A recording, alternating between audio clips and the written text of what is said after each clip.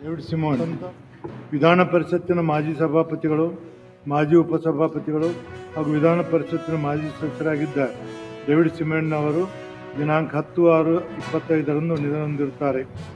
1950 June 11ರಂದು Gulbarga ಜಿಲ್ಲೆಯ ಯಾದಗಿರಿ ತಾಲೂಕಿನ ಮಲಾರ್ ಗ್ರಾಮದಲ್ಲಿ ಜನಿಸಿದ್ದ ಶ್ರೀಯುತರು MA ಪದವೀಧರರಾಗಿದ್ದರು. ವೃತ್ತಿಯಲ್ಲಿ ಸಮಾಜ ಸೇವಕರಾಗಿದ್ದರು. 73-74ರಲ್ಲಿ ಕಲಬುರಗಿ ಕಲಾ ಮತ್ತು ವಿಜ್ಞಾನ ಕಾಲೇಜಿನ ವಿದ್ಯಾರ್ಥಿ ಸಂಘದ ಉಪಾಧ್ಯಕ್ಷರಾಗಿ 1974ರಿಂದ 76ರವರೆಗೆ ಕಲಬುರಗಿಯ ಜಿಮ್ಖಾನಾ ಉನ್ನತ ಶಿಕ್ಷಣ ಕೇಂದ್ರದ ಪ್ರಧಾನ ಕಾರ್ಯದರ್ಶಿಯಾಗಿ ಹಾಗೂ 83ರಿಂದ 88ರವರೆಗೆ ಕಲಬುರಗಿ ನಗರದ ನಗರಸಭೆಯ ಸದಸ್ಯರಾಗಿ ಮತ್ತು 1988ರಿಂದ 91ರವರೆಗೆ ಗುಲ್ಬರ್ಗಾ ವಿಶ್ವವಿದ್ಯಾಲಯ ಸೆನೆಟ್ ಸದಸ್ಯರಾಗಿ ಕಾರ್ಯನಿರ್ವಹಿಸಿದ್ದರು. 1996ರಿಂದ 2002ರವರೆಗೆ ವಿಧಾನ ಪರಿಷತ್ಗೆ ನಾಮನಿರ್ದೇಶನ ಹೊಂದಿದ ಸದಸ್ಯರಾಗಿ